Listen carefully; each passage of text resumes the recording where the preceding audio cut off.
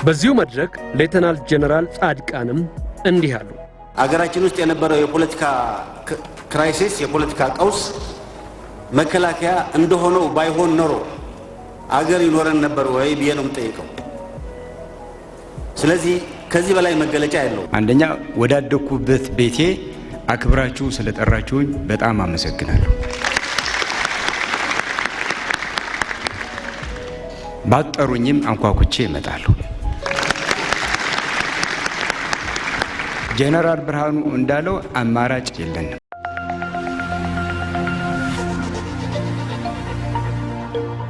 ሰራዊቱ ክፍሎች የተውጣጡ የመከላከያ ሰራዊቱ ከፍተኛ አመራሮች፣ የክልል ርዕሳነ መስተዳድሮች፣ የሀገር ሽማግሌዎችና ቀደም ሲል ከሰራዊቱ በተለያዩ ምክንያቶች የተሰናበቱ ከፍተኛ ጀነራል መኮንኖችም በአንድ አዳራሽ ውስጥ ታድመዋል።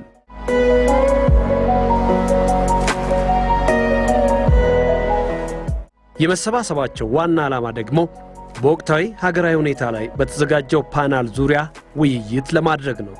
ያኔው ጀነራል የአሁኑ ፊልድ ማርሻል ብርሃኑ ጁላ ደግሞ ፓናሉን በመምራት ላይ ናቸው።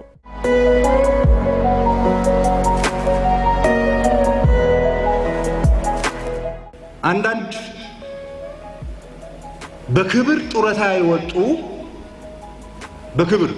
የወጡ ክብር ስለሚገባቸው መንግስት ክብር የሰጣቸው ሰዎች ጓዶች የኛ አባሎች ጡረታ ብትወጡም እናት ክፍላችሁ መከላከያ ነው።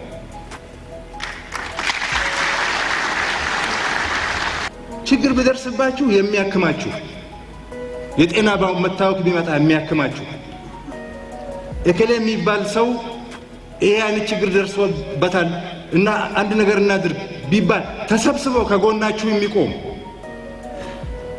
የእናንተን ልምድ የተጋራ መሪዎቼ ናቸው፣ መርተውኛል፣ ለዚህ አብቅተውኛል፣ ይሄን ድል ያሻግረውኛል፣ ይሄን ድል እንዳገኝ አድርገውኛል እያለ በየቦታው ስለናንተ የሚዘምር ወታደር ረስታችሁ ፖለቲካ ነጋዴ ጋር ቆማችሁ ሰራዊቱ የምትቦረብሩ ካላችሁ ቢከርፉል የሚል ሐሳብ አለ።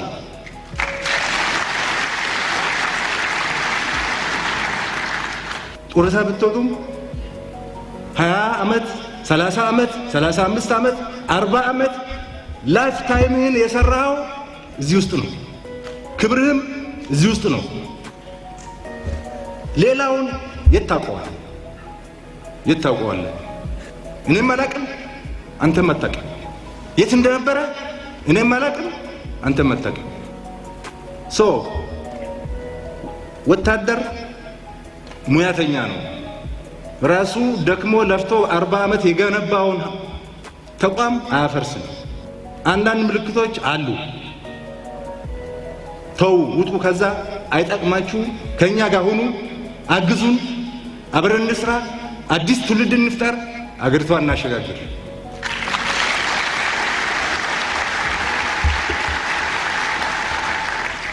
በዚህ መድረክ ላይ ከነበሩት ከፍተኛ ጀነራል መኮንኖች መካከል ጀነራል አበባው ታደሰ፣ ሌተናል ጀነራል ጻድቃን ገብረተንሳይ፣ ሌተናል ጀነራል አለምሸት ደግፌና ሌሎችም በክብርና በጡረታ የተሰናበቱ አመራሮች ይገኙበታል። ታዲያ ከጠቅላይ ኤታማዦር ሹሙ የተሰነዘረውን የውይይት ሐሳብ መነሻ በማድረግ ስለ መከላከያ ሰራዊታችን ወቅታዊ ግዳጅ አፈጻጸም ሁሉም የበኩላቸውን ሐሳብ በመሰንዘር ሀገራቸው በፈለገቻቸው ወቅት ሁሉ ከሰራዊቱ ጋር በመሆን የበኩላቸውን ድርሻ ለመወጣት ዝግጁ መሆናቸውን ገለጹ። በየትኛውም አገር ቢሆን ጡረታ የወጣ ወታደር ካምፑ ሁልጊዜ ቤቱ ነው። ተመልሶ ጓደኞቹ እነዛው ናቸው። አብሮ መልመድም መጫወት የሚችለው ከነሱ ጋር ነው። ተመላልሶ መምጣት ያለበት እዚያው ነው። እኛ በተለያየ ምክንያት ያው በወቅቱ በነበረው ፖለቲካ ምክንያት ወደዛና ወደዚህ የመበታተን ነገር ቢኖርም ካለፈው 1 ዓመት ወዲህ ግን መከላከያ በወሰደው እርምጃ እያሰባሰበን ይገኛል። በእንደዚህ አይነት መድረኮች መገኘታችን ወደፊትም ከዚህ ሰራዊት በክብር ለሚሰናበቱ በሙሉ ጥሩ መነሳሳትን የሚፈጥር ነው። ይሄ ጥሩ አጋጣሚ ነው፣ ይቀጥል እላለሁ። አንደኛ ወዳደኩበት ቤቴ አክብራችሁ ስለጠራችሁኝ በጣም አመሰግናለሁ። ባጠሩኝም አንኳኩቼ እመጣለሁ። ጄኔራል ብርሃኑ እንዳለው አማራጭ የለንም። እኔ ልገልጸው የምፈልገው ነገር ብዙ ነገር ተብሏል። አንድ ነገር ነው የምገልጸው። አገር ታማለች። የሁላችን አስተያየት አገር ስትታመም የታመመው ፖለቲካ ነው የታመመው። አገሩ ራሱ ፖለቲካው የታመመበትን ምክንያት አውቆ ችግሩን እስከሚፈታ ድረስ የሀገር ወታደር ስራው ጊዜ መስጠት ነው። ጊዜው ደግሞ ከማንም በላይ የተገለጸው ነገር ህገ መንግስቱንና ህዝቡን ያለምንም አማራጭ አክብሮ መኖር ነው። ከወጣ ነው ሰዎች መካከል ቅድም እንደተነሳው አንዳንድ እዛም እዚህም የሚታዩ ነገሮች እንደነበሩ ይታወቃል። እኔም በግሌ የማስበው ሰው የነበረበትን ተቋም መልሶ ለመውጋት መልሶ ለማፍረስ የሚሄድ ከሆነ ጤናማ አእምሮ ያለው ነው ብዬ አላስብም። አንዳንዶችም በክልል ደረጃ ጭምር ገብተው የክልል ኃይሎችን ባልሆነ ጸረ ህዝብ ተግባር ለማሰማራት እዛም ሲሉ የሞከሩ፣ አንዳንዶቹም በራሳቸው ተግባር ተጠልፈው የወደቁ፣ ሌሎችም ደግሞ አሁንም እዛም እዚህም በመሯሯጥ ላይ ያሉ ከኛም ጋር አመራር ሆነው ሲሰሩ የነበሩ እኔ አሁን በምሰማበት ሰዓት እንደዚህ አይነት ተግባር ላይ ሲሰማሩ በዛ በከፍተኛ አመራር ደረጃ በጀነራል ደረጃ ሰራዊት ሲመሩ የኢትዮጵያን ሰራዊት ሲመሩ የነበሩ ሰዎች ወደ ቀበሌና ጎሳ አስተሳሰብ ወርደው ሳገኛቸው ያሳፍራል። ወደ እንደዚህ አይነት ነገር መግባትም የለብንም። ስለሆነም አሁን እኛ ከዚህ የሰራዊት ስራ ክቡር ስራ ነው። ህይወት ከመክፈል በላይ ጉልበቱና ድካሙ ከዛ በታች ማለት ነው። ጉልበቱን፣ ድካሙን፣ ፀሐዩን፣ ረሃቡን፣ ጥማቱን ተቋቁሞ ህዝብ በሰላም ውሎ እንዲገባ የሚያደርገው የሚከፍለው መስዋዕትነት ቀላል ጉዳይ አይደለም። የፈለገው አይነት ሙያ፣ የፈለገው አይነት ስራ ይሄን አይነት ድካምና ጥረት የሚጠይቅ አይደለም።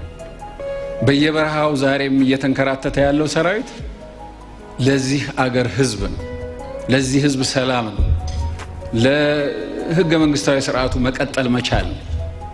አሁንም መስዋዕትነቱን እየከፈለ ያለው ለዛ ነው። ወታደር ስራው ፖለቲካ አይደለም። እኛ ፕሮፌሽናል ወታደሮች ነን። ስራችን በሚገባ ግዳጃችንን አውቀን ለዛ ተዘጋጅተን ራሳችንን አብቅተን ተዋክተን ማሸነፍ ነው የኛ ስራ። በዚሁ መድረክ ሌተናል ጄኔራል ጻድቃንም እንዲህ አሉ። አገራችን ውስጥ የነበረው የፖለቲካ ክራይሲስ፣ የፖለቲካ ቀውስ መከላከያ እንደሆነው ባይሆን ኖሮ አገር ይኖረን ነበር ወይ ብዬ ነው የምጠይቀው። ስለዚህ ከዚህ በላይ መገለጫ የለውም። መከላከያ እንዳደረገው ስላደረገ አገር ይዘን ስለ ቀጣይ የሀገራችን ሁኔታ መወያየት የምንችልበት ደረጃ ላይ ተቀምጠናል። ከዚህ በላይ ድል የለም። ትልቅ ነገር ማለት ክራይሲስ ባይመጣ ጥሩ ነበር። አንዴ ከመጣ ግን በተፈታበት መንገድ እንዲፈታ ማድረግ እና መከላከያም ለዛ ትልቁን ድርሻ መውሰድ የመከላከያ መሰረታዊ ባህሪያት ለዛን እንዲበቃ ስላደረጉት የመጣ ነገር ነው የሚል እምነት አለኝ። ከነዚህም ውስጥ አንዱ ትልቁ ነገር ህገ መንግስቱን አክብሮ መሄዱ ነው። ሁለተኛው ትልቁ ነገር ህዝባዊ የሆነውን ባህሪውን ካፈጣጠሩ ጀምሮ ይዞት የነበረውን ህዝባዊ ባህሪውን ጠብቆ መሄድ በመቻሉ ነው። እነዚህ ብቃቱን ችግሩን እንዲወጣ አድርገውታል የሚል እምነት አለኝ። እነዚህ መቀጠል አለባቸው ብዬ በአጽንኦት መናገር እፈልጋለሁ። መከላከያ እንደ ተቋም ያደረገው አስተዋጽኦ አገር የማዳን ውጤት ነው ያመጣው ብዬ ነው የማምነው። ባለፈው ጊዜ አሁን ከጎናችን የተለየው ጀግናው ጀነራል ሰዓረ እንዳለው ወታደር በሀገራችን ውስጥ አገር ነው እንጂ ብሔር የለውም። አገር እንዴት እንደሚጠብቅ መንገድ የሚያሳየው ህገ መንግስቱ ነው። በዚህ ላይ ጥልቅ እውቀት፣ ግንዛቤ፣ እምነት እንዲኖረው ማድረግ የፖለቲካ ዝግጅቱ አንዱ አካል ነው። መከላከያ ህገ መንግስቱን አክብሮ ህዝባዊነቱን ጠብቆ ከሄደ ከእንግዲህ በኋላ የሚመጡትን ችግሮች በቀላሉ ሊፈታቸው ይችላል።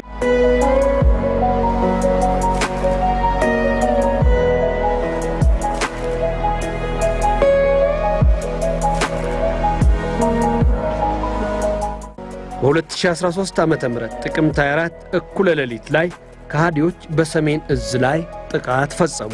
የሰሜን እዝን ከተባበሩት እጃችንን አናነሳም ካሉት የእዙ አባላት ጋር በመተባበርና ሊተባበሩ ፈቃደኛ ያልሆኑትን ደግሞ በኃይል ተልኳቸው እንዳይወጡ ዲሞቢላይዝ ወይም ደግሞ ዲስቴብላይዝ በማድረግ የተደረገ እንቅስቃሴ ነው። በጣም ፈጣን የሆነ እርምጃ ነው የተወሰደው። በኦልሞስት በ45 ደቂቃ ውስጥ እዙን በሙሉ ለመቆጣጠር የተቻለበት ነው፣ አንዳንድ ፖኬቶች ላይ ከቀሩት ውጪ።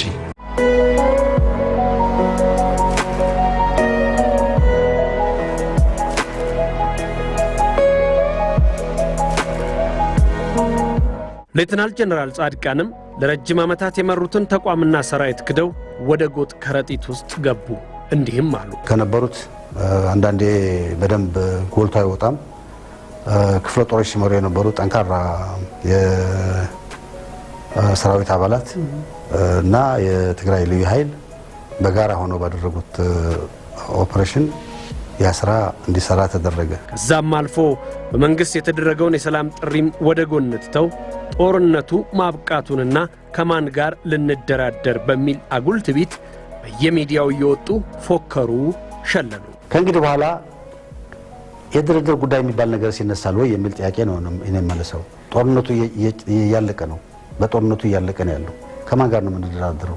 ሽግግር መንግስት ስለማቋቋም እንዲሁም አሸባሪ ኃይልን በመምራታቸው ኩራት እንደሚሰማቸውም ለፈፉ። በእንደዚህ አይነት ታሪካዊ ወቅት ውስጥ እንኳን በአመራር ደረጃ ተቀምጠህ የምትችለውን አስተዋጽኦ ማድረግ እንደ ተራ ተዋጊ ሆነህ ማለፍም ታሪካዊ ነው።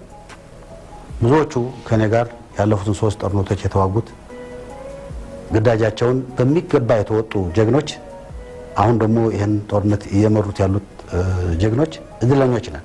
በቀጣይ የኢትዮጵያ ፈንታ ላይ ሁሉም የፖለቲካ ኃይሎች የሚሳተፉበት ውይይት ይደረጋል። አሁን ከደረሰብን ሁኔታ ወደ በህዝብ የተመረጠ መንግስት ለማቋቋም እንዴት ብለን እንሸጋገር ብለው ይነጋገራሉ።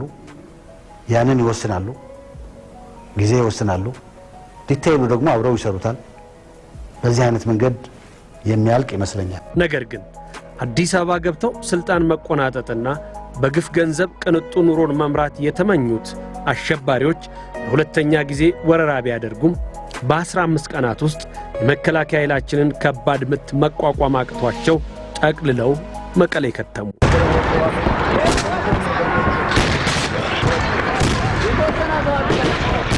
ትላንት ለሀገራቸው ከልጅነት እስከ ዕውቀት በውትድርና ሙያ ያገለገሉ አመራሮች ግን ሀገር ስትፈልጋቸው በቃላቸው ታምነው ተገኙና ሀገርን ከመፍረስ ታደጉ።